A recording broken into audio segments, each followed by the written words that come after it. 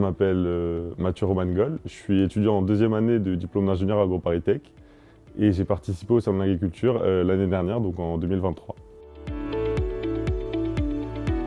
Quand je suis entré à AgroParisTech, c'est un truc qui est vite arrivé à nos oreilles, donc ce stage. Et tout de suite, je me suis dit que c'est quelque chose qui pourrait me plaire. Et ça s'est hyper bien passé et c'est honnêtement un des meilleurs stages que j'aurais pu avoir, je pense. Le salon de l'agriculture, j'y suis allé quand j'étais tout petit, je crois que je devais avoir 6 ou 7 ans. Je trouve ça super drôle que quasiment 15 ans après, je m'y retrouve et que cette fois-ci j'y travaille.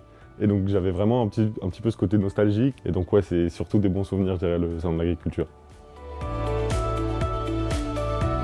À un moment, on nous a remis un prix pour le stand parce que c'est vrai qu'on avait honnêtement un stand qui se voyait de très très loin et qui était honnêtement super cool et qui attirait plein de gens. Et donc ça, c'était super d'aller avec donc, les deux responsables d'AgroParisTech et même Laurent Buisson pour aller récupérer ce trophée dans le hall 1. À quel point il y a des anciens de l'agro qui retournent au salon de l'agriculture et qui viennent nous voir. Donc vraiment de tout âge, entre 25 et 80, donc des gens qui ont quitté l'école il n'y a pas si longtemps que ça, et aussi des gens qui vivent et qui ont fait AgroParisTech à une autre époque et donc une autre école et qui nous racontent des anecdotes honnêtement géniales, et donc c'est un vrai mélange. Et ça m'a fait beaucoup rire parce que je me suis vu aussi du coup, peut-être d'ici 15 ans, retourner au sein de l'agriculture pour dire bonjour et retourner sur le stand de mon école.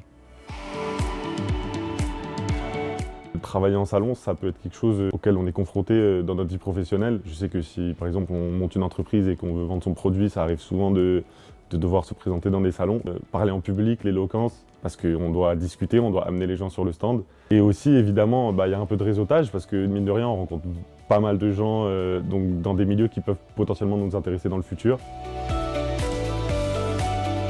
Je suis super partant pour en refaire une. Je la refais cette année en 2024. Toujours sur le stand d'AgroParisTech. J'ai très hâte d'y retourner cette année. Venez, arrêtez d'hésiter. J'espère vous voir à vos petits stands. Donc vraiment, je compte sur vous pour cette édition 2024.